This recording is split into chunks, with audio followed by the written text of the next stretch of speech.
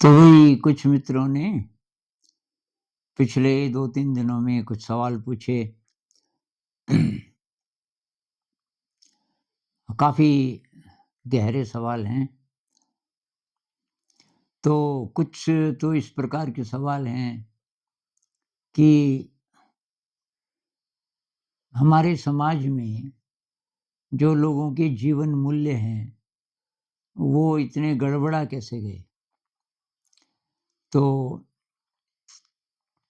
किसी ने उदाहरण भी दिया कि यूट्यूब पे जो लोग अ, कुछ अच्छा करने की कोशिश कर रहे हैं, अच्छा संदेश देते हैं, तो उनके फॉलोअर्स कम होते हैं और जो कुछ चटपटी चीज़ें और जिनमें कोई सार नहीं है, ऐसे बहुत सारे अ, चैनल्स हैं जिनके फॉलोअर्स बहुत ज़्यादा हैं। तो ये अ, जनता की बुद्धि है वो कहाँ गई? उन्हें पहचान क्यों नहीं है? और तब इसी से जुड़ा एक और भी है कि जो अमीर हैं और उनके जीवन में ख़ास परेशानी कुछ है नहीं, वो तो अमीर ही बनते जा रहे हैं। उनके लिए ज़िंदगी बहुत सुंदर है, आसान है और जो गरीब हैं उनके पास जो बेसिक जो साधन होने चाहिए, हमारी जो बेसिक नीड्स हैं तो उसके लिए भी पर्याप्त नहीं है और कुछ बहुत अच्छे लोग भी हैं ऐसे जो कि आर्थिक रूप से काफ़ी गरीब हैं। तो ऐसा क्यों? और चलो कोई बहुत ज़्यादा पैसे वाले हैं, कोई कम पैसे वाले हैं, लेकिन बेसिक नीड्स तो सबकी पूरी होनी चाहिए ना, ये क्यों नहीं हो रहा है? और कुछ और भी गहरे सवाल हैं कि हम यहाँ क्यों आए?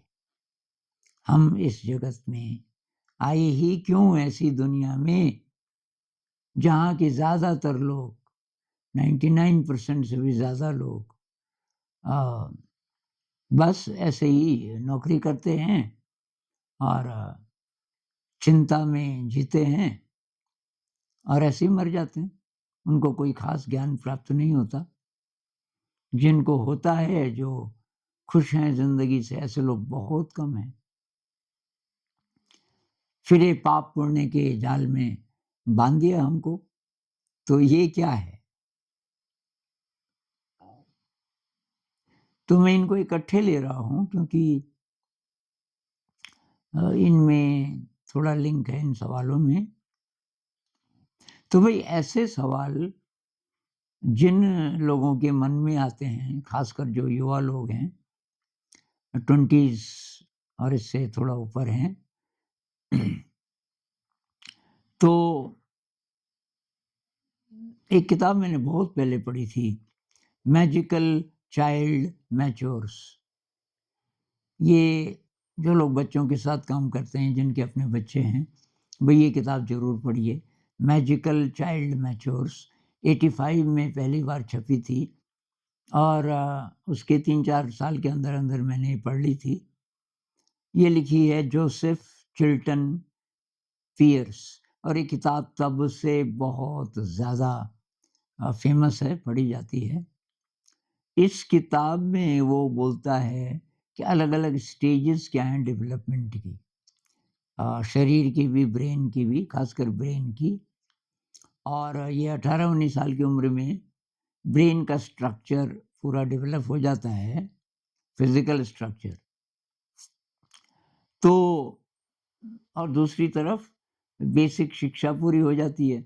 18 साल की उम्र तक मतलब ये 12 पास तो कर ही लेते हैं सब लोग ज़्यादातर लोग।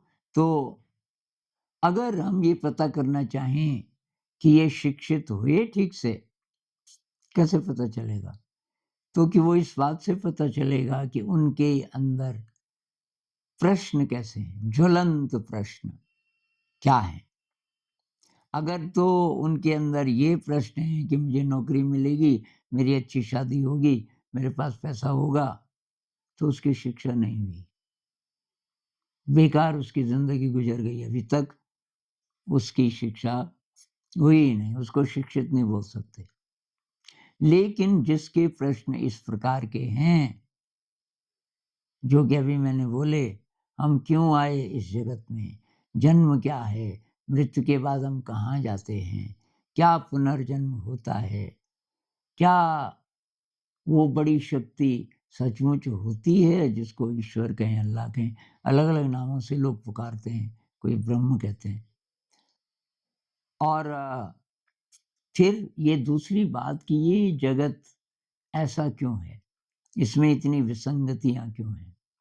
नेचर ने जैसे बनाया था इस पृथ्वी को इतनी खूबसूरत, और उस पृथ्वी पर रहने वाला सबसे इंटेलिजेंट माना जाने वाला प्राणी मनुष्य, कैसा समाज बना दिया हमने? ये प्रश्न जिसके दिमाग में आते हैं, उनको शिक्षित मान सकते हैं। ये प्रश्न आने चाहिए। अगर शिक्षा ठीक से हुई है बच्चे की, तो ये प्रश्न आने चाहिए। तो अभी जो है कॉम्पिटिटिव तरीके से पढ़ाया जाता है और जो कंटेंट है, वो बहुत नीरस है। तो ऐसी पढ़ाई जो चल रही है, सब जगह यही चल रहा है। हमारे देश में नहीं, पूरी दुनिया में यही चल रहा है। जो अच्छे स्कूल माने जाते हैं, कुछ-कुछ देशों में कहते हैं, बहुत अच्छे स्कूल हैं, वहाँ भी यही हो रहा है ज़रा और ढंग से। बच्चों पे थोड़ा प्रेशर कम होगा, लेकिन उनकी जो आध्यात्मिक चेतना है, उसको जगाने के लिए, उसको आगे बढ़ाने के लिए कहीं नहीं। बहुत कम उदाहरण होंगे, कोई 1000 में से 1 स्कूल हो सकता है। तो वही आप लोगों का धन्यवाद, आपने ये सवाल पूछे। मेरे ख़्याल से काफ़ी यंग लोग हैं। ये 2-3 शायद 4 लोगों ने ऐसे सवाल पूछे या इससे रिलेटेड। तो ये इस बात का सबूत है कि आप लोग शिक्षित हैं। ये सब आपने हो सकता है स्कूल कॉलेज से तो नहीं सीखा होगा, लेकिन आपके अंदर कहीं न कहीं से अ, वो चिंगारी है, अ, वो दिया आपका जला हुआ है, जो इस तरफ ले जाता है, आध्यात्मिक की तरफ ले जाता है। चाहे अभी आप अपने को आध्यात्मिक नहीं भी समझते।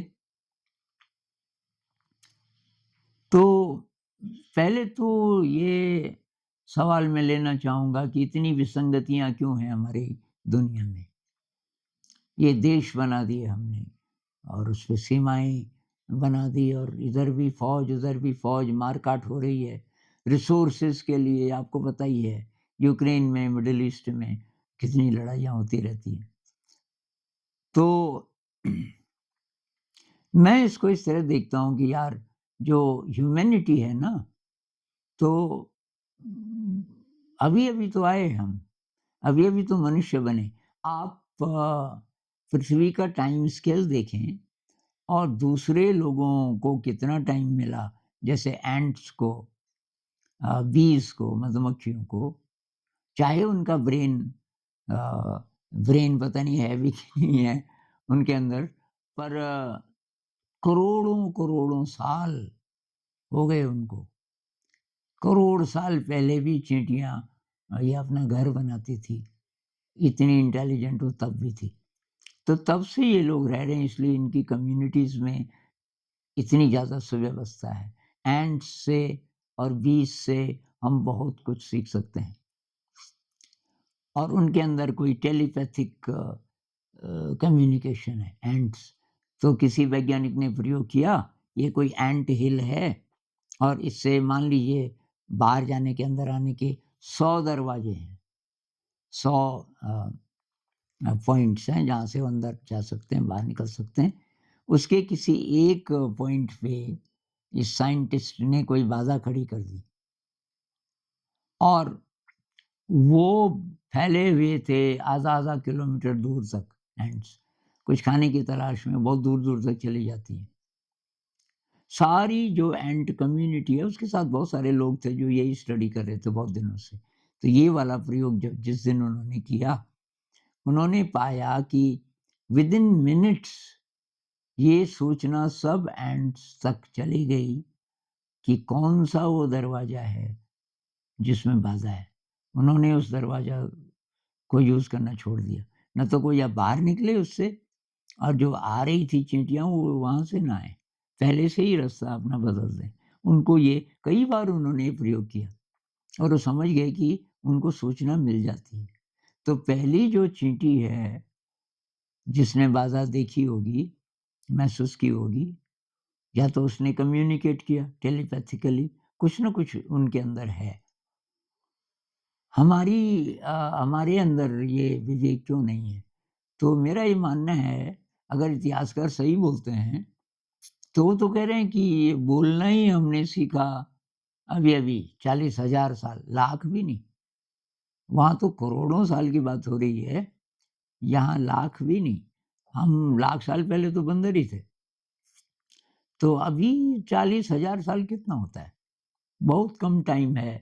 अ, अगर आप टाइम स्केल को ज़रा ढंग से देखें कि पृथ्वी कब बनी, वहाँ से लेके जीवन कब उत्पन्न हुआ शुरुआत में, तो सीख रहे हैं, मनुष्य सीख रहा है और उस सीखने की प्रक्रिया में कुछ भी हम सीखते हैं ना, साइकिल चलाना सीखते हैं, कितनी बार चोट लगती है पहले, पहले थोड़ी सीख लेते हैं।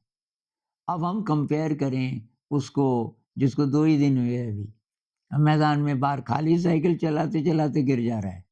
खाली साइकिल मेरे साथ ऐसा होता था कि मैं तो गाँव से आया, पहाड़ के गाँव से, तो साइकिल तो देखी भी नहीं थी और जब मैं 10th में चला गया, तब गया मैं शहर में। 9th में भी मैं जिस जगह था तो शहर नहीं था, पहाड़ी इलाका था। तो पहली बार तो साइकिल देखा, तो फिर एक दोस्त ने बोला, "आजा तेरे को साइकिल सिखाते हैं।" तो फिर एक मैदान में चले गए, उसने मुझे साइकिल पकड़ाया। चल कि वहाँ वहाँ से ज़रा ऊँचा है एक तरफ, एक पैर उधर रखना और अपने आप चढ़ने की कोशिश कर। मैं भी पकड़ लूँगा पीछे से। चलते साइकिल के साथ मैं भी गिर गया। वो भी हँसा बहुत ज़ोर के, मुझे चोट भी लगी। उसने कहा, "तू तो खाली भी नहीं पकड़ के ले जा रहा है इसको ढंग से, उतने में ही गिर जा रहा है।" तो वो पहली स्टेज है और धीरे-धीरे हम सीख जाते हैं। बाद में जब मैं सीखा, मैं हाथ छोड़ के भी चला लेता था। जैसे तेज़ चला रहे हैं, ट्रैफ़िक नहीं है और हल्का-सा स्लोप है, तो मैं हाथ छोड़ के बैलेंस कर लेता था साइकिल को। बहुत मज़ा भी आता था। लेकिन शुरुआत कहाँ से होती है? शुरुआत होती है चोट लगने से। कोई भी गेम, हाई जंप, अब हाई जंप में मान लीजिए कि रस्सी पकड़ी हुई है 2 लोगों ने और आप जंप कर रहे हो। अब आप 3 फुट जंप तो कर लेते हो आराम से। आपने बोला थोड़ा ऊपर उठाओ भाई 2-3 इंच। अब आपने फिर जंप किया, नहीं कर पाए, धड़ाम से नीचे गिरे, चोट भी लगी। कितनी भी चोट लग जाए, स्विमिंग में ऐसा होता है, स्विमिंग और भी खतरनाक है। ऐसे ही मनुष्य जाति साथ रहना सीख रही है। अभी तक ये मार-धाड़ वगैरह-वगैरह का टाइम रहा, कई सालों तक। कितने-कितने लोग ये आपका सिकंदर, अब सिकंदर को महान बना दिया। तो जो इतिहासकार हैं, उनकी भी वही मनोवृत्ति है, भई महान कहाँ से? उसने इतनी मार-काट मचाई कि विश्व को जीतूँगा। भाई विश्व तो माँ है हमारी, उसको तो जीत कैसे सकता है? चंगेज़ खान एक से एक हुए और अभी तक हो रहा है। अभी तो रशिया ने यूक्रेन पे कितने साल हो गए, वो तो यूक्रेन डटा हुआ है। अब मर रहे हैं लोग, मर रहे हैं। सिपाही-सिपाही नहीं, मतलब आम आदमी, आम इंसान मर रहे हैं। ज़िंदगी बहुत अस्त-व्यस्त है। ऐसे ही मिडल ईस्ट में बार-बार होता रहता है। तो सीख रहे हैं। मेरा ये मानना है कि मनुष्य बहुत तेज़ी से सीख रहा है। तृतीय विश्व युद्ध, थर्ड वर्ल्ड वॉर नहीं हुआ जबकि इतने बम थे। भाई सेकंड वर्ल्ड वॉर में तो 2 ही बम, एटम बम 2 ही गिराए गए ना, उसी से इतनी तबाही हो गई। तो उसके बाद तो 60s तक तो पता नहीं कितने बम थे रशिया के पास, अमेरिका के पास और उसके बाद ये और छोटे-छोटे देश अ, इन सब के पास भी। तो कब का हो जाता, थर्ड वर्ल्ड वॉर होता तो मनुष्य जाति शायद लगभग-लगभग बहुत कम लोग बचे होते, लेकिन नहीं हुआ। तो कहीं न कहीं तो अक्ल बढ़ी ना इंसान की कि यार ये खतरनाक चीज़ है। अभी संकट वो रिसोर्सेज़ वाला तो है ही, लड़ाई झगड़े वाला, पर्यावरण का भी है, कई लोग बहुत चिंतित हैं, वो भी हो जाएगा, सब ठीक हो जाएगा। और उस तरफ भी बहुत सारे लोग कोई काम कर ही रहे हैं कि भई कैसे बचाया जाए। साइंटिस्ट लोग नई-नई चीज़ें ढूँढ रहे हैं। ये कारें वग़ैरह किसी और ऐसे फ्यूल से चल सकती हैं जिसमें पॉल्यूशन ना हो, चल ही रहा है। तो अब हम जिस दौर से गुज़र रहे हैं, हमें नहीं दिख रहा है कि भई अच्छी तरफ जैसे कोई बीमार आदमी है ना, मेरी ये हालत थी। 3 महीने पहले जो-जो लोग मुझे देखने आए, उन सब के मन में ये था कि ये गुरुजी बचेंगे नहीं शायद। हालत बहुत ख़राब थी, बोल नहीं पा रहा था, बैठ नहीं पा रहा था। अब लोग सामने बैठे हैं, मेरी आँखें बंद हो रही हैं। तो लेकिन मुझे पता था मैं ठीक हो जाऊँगा। तो ऐसे ही हमारी सभ्यता अभी जैसी है, तो निराश मत होइए। या मैं निराश हो जाता मान लीजिए, तब जा सकता था।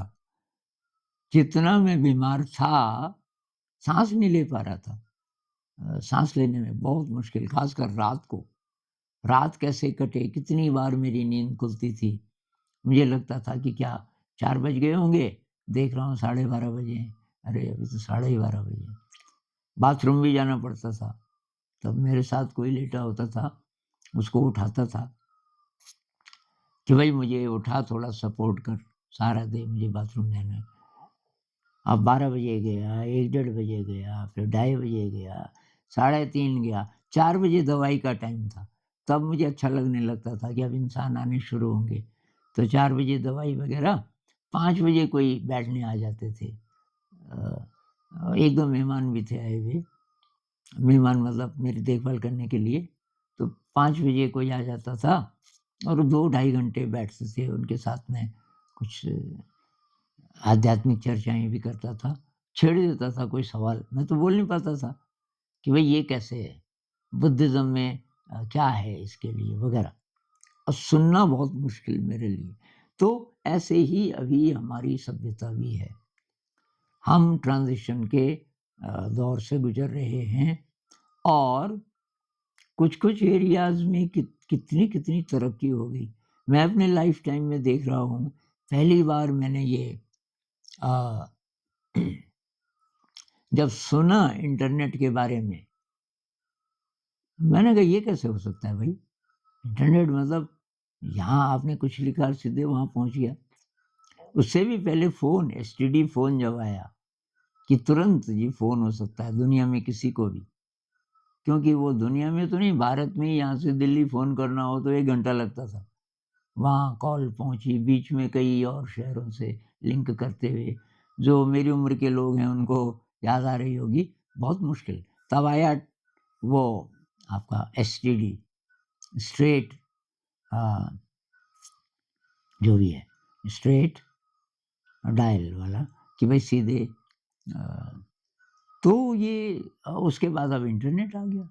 इंटरनेट में वीडियो आया अभी-अभी 5, 6, 7 साल पहले यहाँ तो फ़ोन पे मुझे किसी ने बुलाया कि आइए, वो बात कर रहे हैं, वो आपको देखना चाहते हैं। मैंने कहा कहाँ? कि फ़ोन पे? वो फ़ोन पे दिखेंगे कैसे कि आओ तो सही, आपको पता ही नहीं है। अभी मैंने कहा यार ये भी हो गया इसमें।